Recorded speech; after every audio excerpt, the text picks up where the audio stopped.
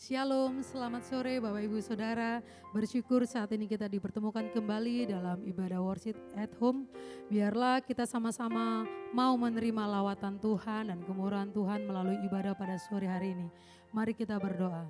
Tuhan Yesus, Bapa yang baik, kami mengucap syukur Tuhan atas segala kemurahan-Mu, atas penyertaan-Mu sepanjang hidup kami. Saat ini kami mau bawa hati kami membawa hidup kami untuk dekat kepadamu Tuhan. Mari Tuhan hadir lawat kami, jamah kami Tuhan. Melalui pujian dan penyembahan yang kami naikkan, kami percaya Engkau berkenan Tuhan. Di dalam nama Tuhan Yesus beracara Roh Kudus. Amin.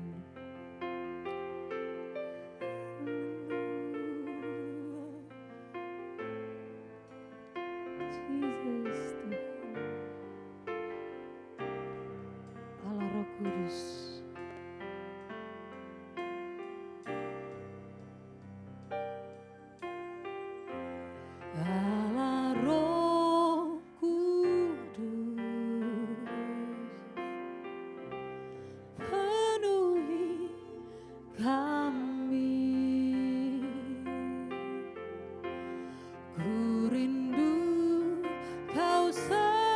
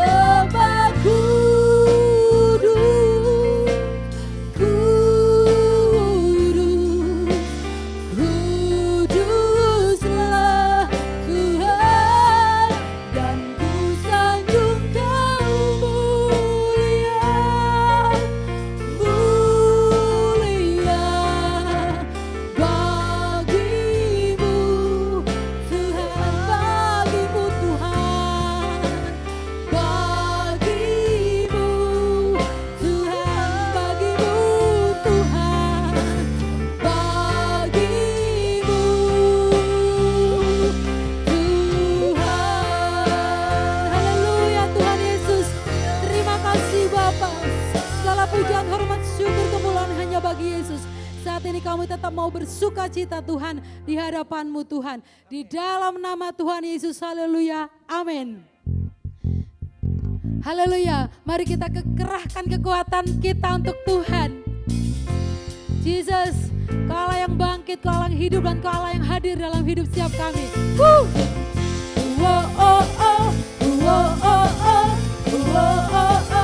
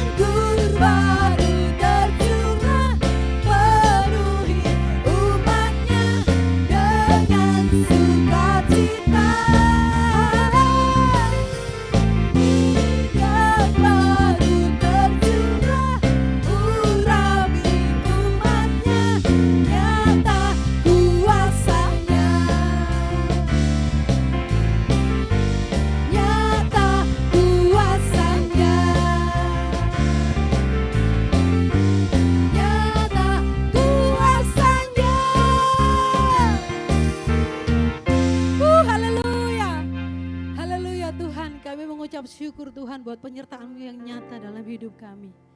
Bahwa kami lebih dalam Tuhan, untuk merasakan hadirat-Mu Tuhan. Bahwa kami lebih dalam lagi menikmati lawatan-Mu Tuhan. Haleluya Jesus.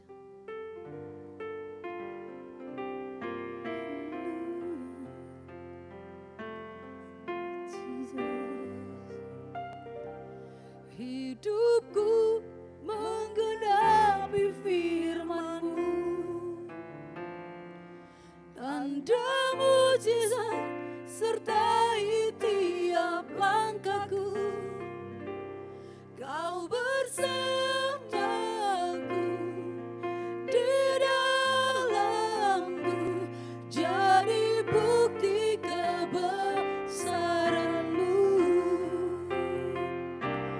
Hidupku menggenapi firman-Mu, tanda mujizat sertai tiap langkahku. Kau bersamaku di dalamku, jadi bukti kebesaran-Mu.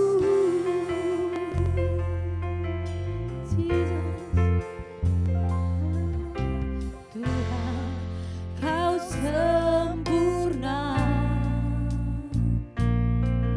dalam rencana-Mu dan karya-Mu. Ku serahkan hidupku, murnikan dengan Roh-Mu. Tuhan, Kau sempurna dalam rencana-Mu dan karya-Mu. Ku serahkan hidupku, murnikan dengan Roh-Mu. Hidupku menggenapi firman-Mu, tanda mujizat sertai tiap langkahku. Kau bersamaku di dalamku, jadi bukti kebesaran-Mu. Oh Tuhan yang sempurna bagi kami Bapa. Haleluya Yesus. Tuhan, Kau sempurna. Tidak ada rancangan-Mu yang gagal dalam hidup kami Tuhan. Dalam rencana-Mu, haleluya Yesus. Ku serahkan hidupku, murnikan dengan Roh-Mu. Haleluya Yesus. Tuhan, Kau sempurna dalam rencana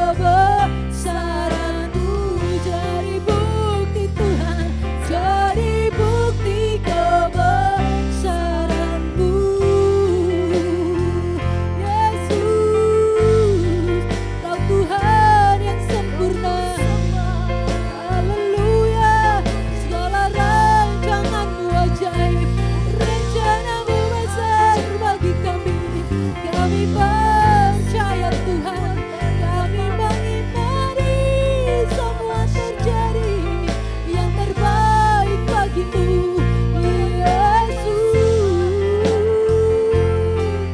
Haleluya, hidupku menggenapi firman-Mu Tuhan.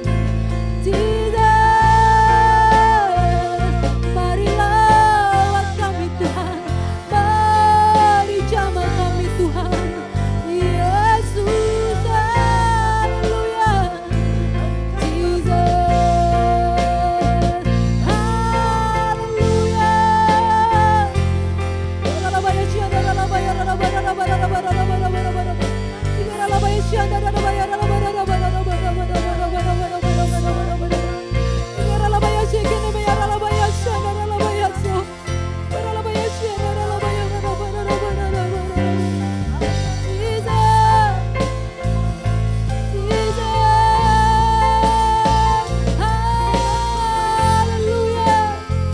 Kami bawa hidup kami di kaki-Mu.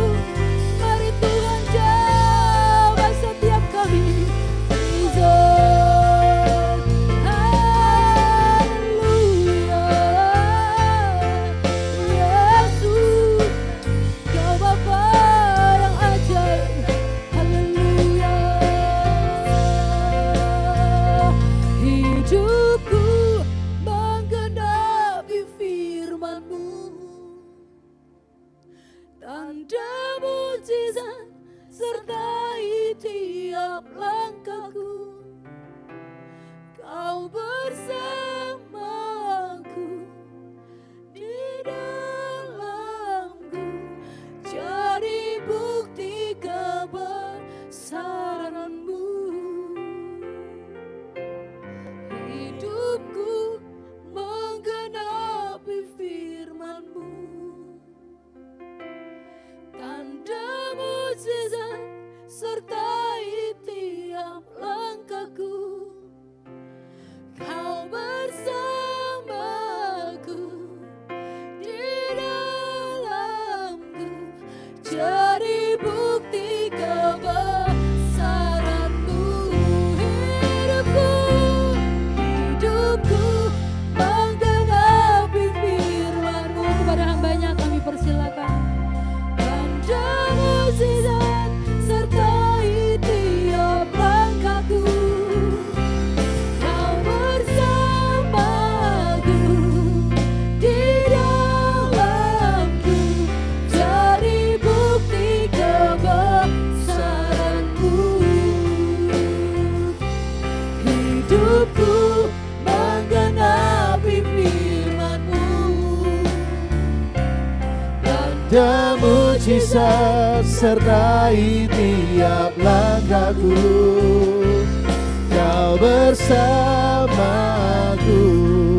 di dalamku, jadi bukti kebesaran-Mu. Jadi bukti kebesaran-Mu, bukti kebesaran-Mu. Oh, jadi bukti kebesaran-Mu. Kami percaya segala yang Kau buat membuktikan betapa besar Engkau Tuhan. Saat hidup kami menggenapi firman-Mu, maka kebesaran-Mu akan terus dinyatakan dalam hidup kami. Haleluya. Biarlah kekuatan-Mu itu terus ada dalam hidup kami, supaya kami boleh menyatakan kemuliaan-Mu ya Tuhan melalui kehidupan kami ya Bapa. Mari ya Bapa, berkaryalah lebih lagi dalam hidup kami. Berkaryalah dalam hidup kami Tuhan. Haleluya. Biarlah kuasa-Mu dinyatakan di dalam hidup kami, supaya kemuliaan-Mu boleh terus ada dalam hidup kami, supaya kemuliaan boleh kami nyatakan keluar dari hidup kami ya Tuhan. Dan setiap orang yang melihat kehidupan kami, mereka boleh melihat kebesaran Tuhan di dalam hidup kami. Haleluya, Jesus. Kami percaya Saat kami belajar melakukan firman-Mu, saat kami belajar mengenapi firman-Mu Tuhan, maka Engkau yang akan melakukan rencana-rencana-Mu yang besar di dalam hidup kami. Haleluya, Jesus. Oh,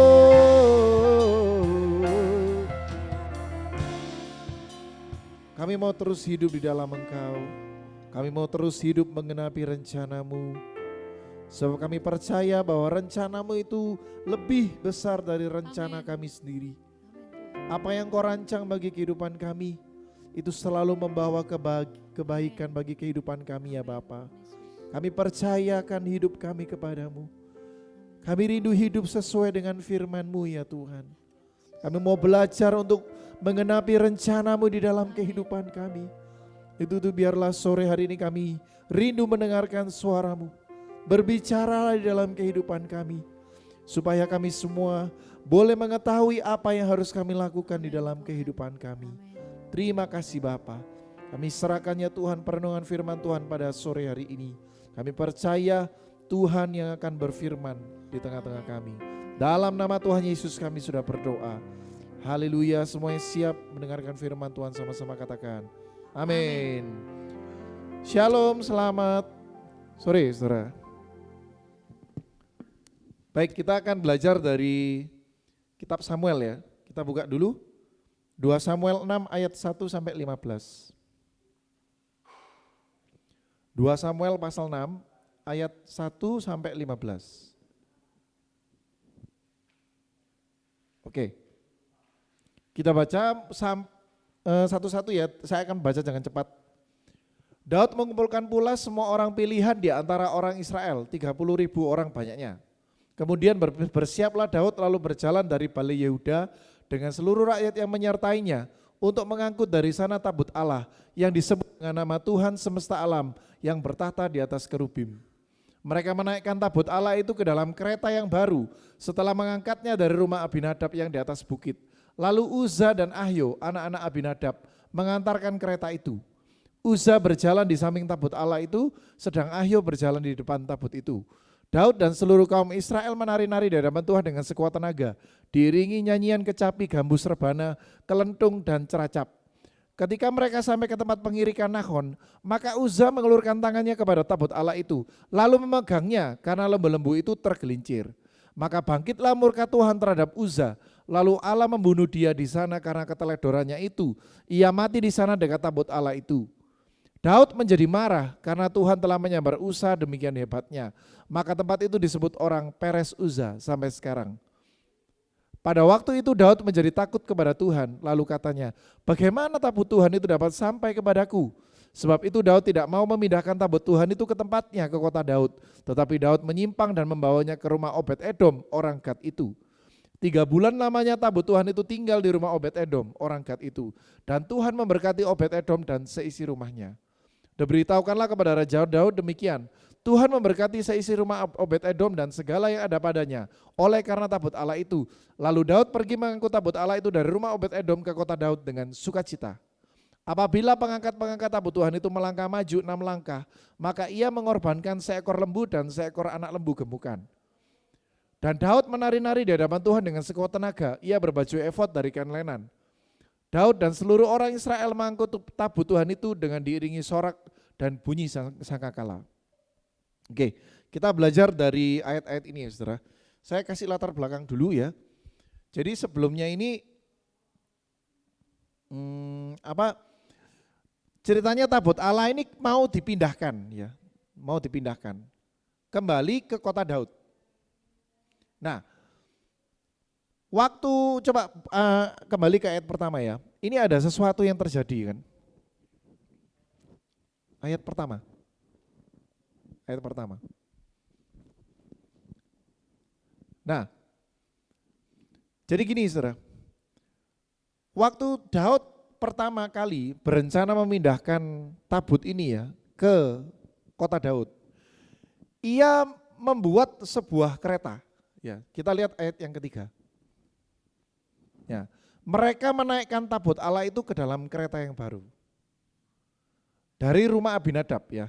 Jadi Daud ini membuat kereta untuk mengangkat tabut Allah. Tabut Allah itu bentuknya seperti peti, seperti peti berlapis, terbuat dari emas, dan isinya itu ada 2 loh batu perjanjian Musa dengan Allah itu ya. Nah, singkat cerita, dibawalah tabut Allah ini dengan menggunakan kereta. Lalu tiba-tiba tergelincir. Siapa yang tergelincir? Lembu itu sapi ya saudara. Jadi saudara bisa bayangkan kereta ini ditarik oleh sapi, ditarik oleh lembu. Lalu lembunya itu tergelincir, dan namanya tergelincir kan berarti kan ada sedikit ini ya, oleng gitu saudara. Jeret, langsung tabutnya ini seperti hampir jatuh. Lah, ada seorang namanya Uza yang berjalan di dekat kereta itu. Seketika secara refleks dia menangkap tabut perjanjian ini. Tetapi ya ketika dia pegang tabut, Tuhan menyambar Uza. Bisa bayangkan ya saudara. Jadi Uza ini berniat menahan tabut itu supaya tidak jatuh. Tapi ya begitu tabut ini dipegang sama Uza, Tuhan menyambar Uza, dan Uza itu mati. Daud loh sampai marah sama Tuhan itu Daud. Lah kok bisa disambar? Uza ini kan berniat baik saudara, mencegah supaya tabut ini tidak jatuh. Tetapi disambar sama Tuhan sampai mati. Nah, kita mau belajar sesuatu, apakah ada yang salah ya dari proses pemindahan tabut ini? Menurut saudara ada yang keliru enggak? Sekilas seperti tidak ada yang salah ya saudara. Tapi kita mau teliti lebih dalam. Apa yang salah dari peristiwa ini? Coba sebelumnya saya ingin kita melihat ya. Keluaran pasal 37 ayat yang kelima. Kita harus meneliti dengan betul ya ini. Ini apa maksudnya ini? Yang salah apa? Keluaran 37 ayat 5. Dan dimasukkannya kayu pengusung itu ke dalam gelang yang pada rusuk tabut itu supaya tabut dapat diangkut. Ini ayat ini bicara tentang proses pembuatan tabut. Tabut perjanjian itu dimasuki kayu pengusung. Bisa bayangkan ya saudara? Tabut ya bentuknya peti, lalu ada gelang-gelangnya di pinggir-pinggirnya, di rusuk-rusuknya itu. Lalu dimasukkan kayu pengusung di gelang-gelang itu. Jadi dimasukkan. Tujuannya apa saudara? Supaya bisa diangkat. Oleh siapa? Kita lihat Pak ayat yang lain ya supaya tahu. Yosua pasal 3 ayat 6. Yosua pasal 3 ayat 6. Jadi yang pertama ya, diingat baik-baik petunjuknya. Jadi tabut ini dimasuki kayu pengusung, gitu ya. Yang kedua ini ayat ini ya. Dan kepada para imam itu Yosua berkata demikian, angkatlah tabut perjanjian dan menyeberanglah di depan bangsa itu. Maka mereka mengangkat tabut perjanjian dan berjalan di depan bangsa itu. Berarti perintah Tuhan itu begini, yang harus mengangkat tabut perjanjian adalah para imam, orang-orang yang dikuduskan oleh Tuhan, kaum Lewi, orang-orang yang dikuduskan oleh Tuhan. Perintah Tuhan itu jelas, tabut perjanjian kalau dipindah itu harus diusung oleh para imam. Diusung. Berarti bisa bayangkan kita ya, itu tabut, terus ada kayu, lalu ada imam-imam yang mengusung. Dibawa, digotong. Saudara. Kita kembali ke 2 Samuel pasal 6 tadi. Apa yang dilakukan Daud? Apa saudara? Ayat 3 tadi. Tabutnya diapain? Ditaruh di kereta. Beda kan saudara? Beda sama perintahnya Tuhan. Lah yang saya heran tuh gini, Daud ini biasanya kan melakukan perintah Tuhan, betul apa enggak? Tapi lah kok tumben? Yang kali ini ya, biasanya Daud itu kalau mau perang tanya Tuhan dulu. Mau strateginya gimana, terus mau maju kemana, kapan majunya, kapan mundurnya itu tanya Tuhan dulu semua. Dan karena perbuatannya itu Daud tidak pernah kalah perang. Nah, tapi waktu kejadian ini, waktu mau mindah, ini hal sepele kan sepertinya, memindahkan tabut perjanjian dari rumah Abinadab ke kota Daud, kan harusnya tabut ini dibawa oleh para imam dengan cara diusung. Tetapi yang dilakukan waktu itu adalah tabut ini dinaikkan kereta. Lalu ditarik oleh sapi. Saudara. Ditarik oleh sapi. Saudara kalau tahu ya saudara, metode pemindahan tabut dengan kereta yang ditarik sapi, ini metode yang sama yang digunakan oleh bangsa Filistin ya di zaman kuno untuk memindahkan patung-patung Baal. Jadi bangsa Filistin itu kalau memindahkan patung-patung dewa-dewanya itu yang berhala-berhala yang mereka sembah, itu mereka mindahnya itu pakai kereta lembu. Ditaruh di atasnya kereta, ditarik lembu. Jadi ini cara yang sama. Bahkan ya, kalau saudara baca di kitab Samuel yang lain ya, yang sebelumnya ini, itu ada peristiwa di mana bangsa Filistin sempat menang perang melawan Israel, lalu mereka merebut tabut perjanjian, terus akhirnya gara-gara tabut perjanjian ini ada di kotanya orang Filistin kena ketulah semua, kena borok. Lalu mereka akhirnya kapok, lalu mengembalikan tabut perjanjian ini kembali kepada orang Israel. Tapi mereka kembalikannya pakai kereta. Lah, iki sama Daud ditiru, saudara.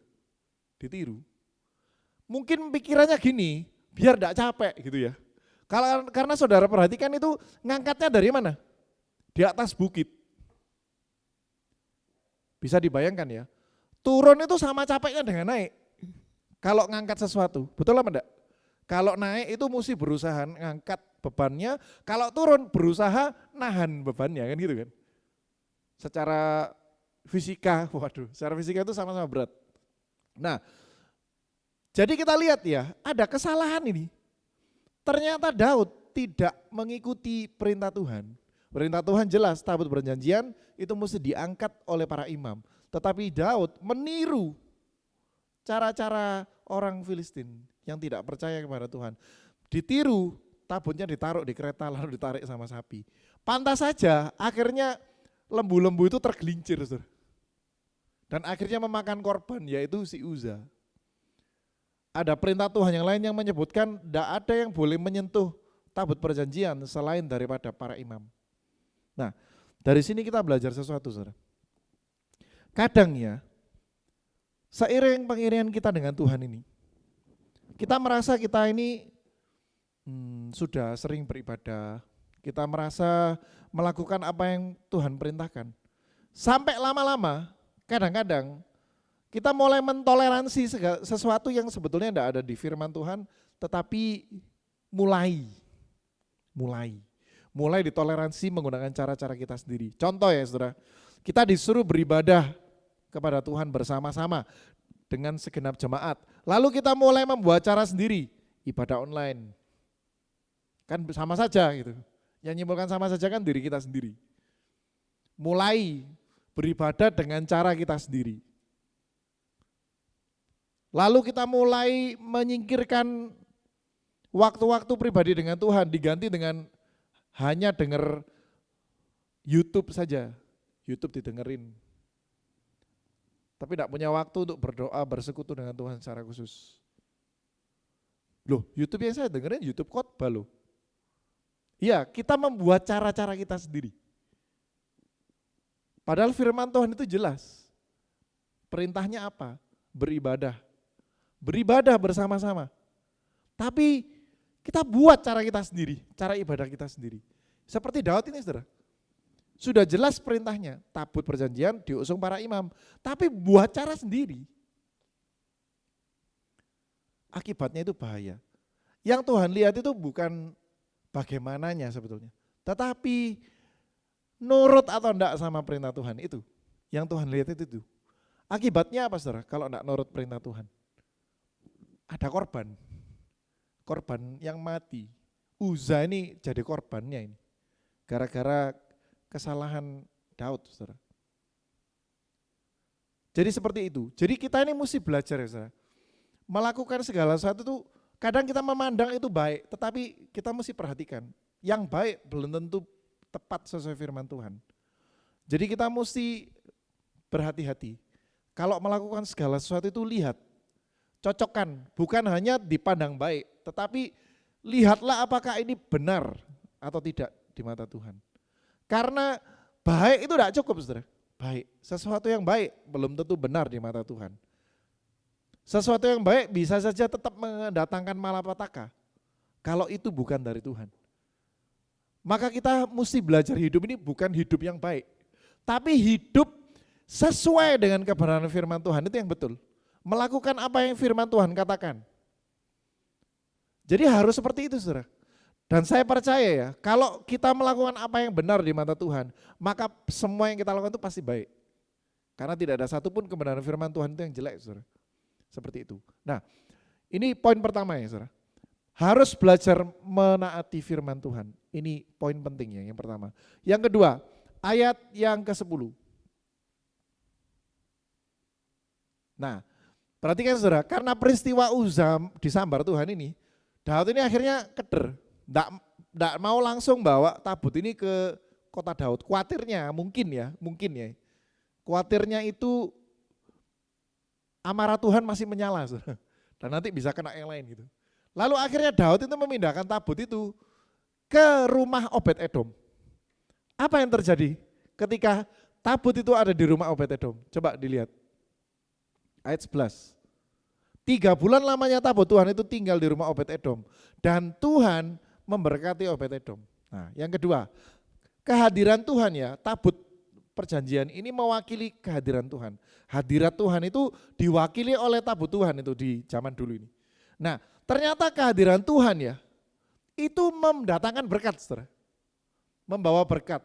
Karena tabut ini diletakkan di rumahnya Obed-Edom, maka Tuhan memberkati Obed-Edom dan seisi rumahnya. Loh, tidak cuma Obed-Edom loh yang diberkati.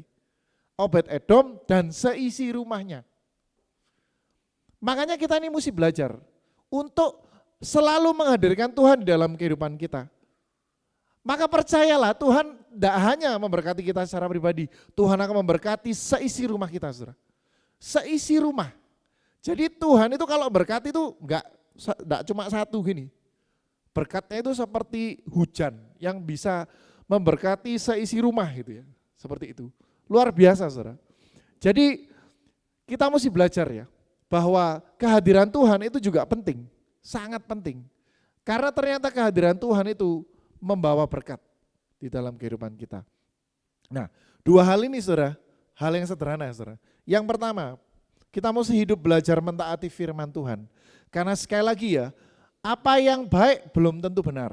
Tetapi apa yang benar di mata Tuhan itu pasti mendatangkan kebaikan di dalam kehidupan kita. Yang kedua, mari belajar untuk menghadirkan Tuhan di dalam kehidupan kita. Maka percayalah Tuhan pasti akan memberkati kehidupan kita dan seisi rumah kita saudara. Amin. Ya, ini 2 hal sederhana saudara yang ingin saya sampaikan pada sore hari ini. Mari kita datang kepada Tuhan, kita percaya kalau Tuhan hadir dalam kehidupan kita, maka Tuhan pasti akan memberkati kehidupan kita. Amin, mari kita berdoa. Haleluya. Firman Tuhan yang sederhana ini biarlah menjadi kekuatan dalam kehidupan kita. Belajar melakukan perintah Tuhan. Jangan hanya memikirkan segala sesuatu dari sudut pandang kita. Apa yang kita pandang baik, apa yang kita pandang oh sudah betul ini seharusnya begini. Mari belajar dengar suara Tuhan.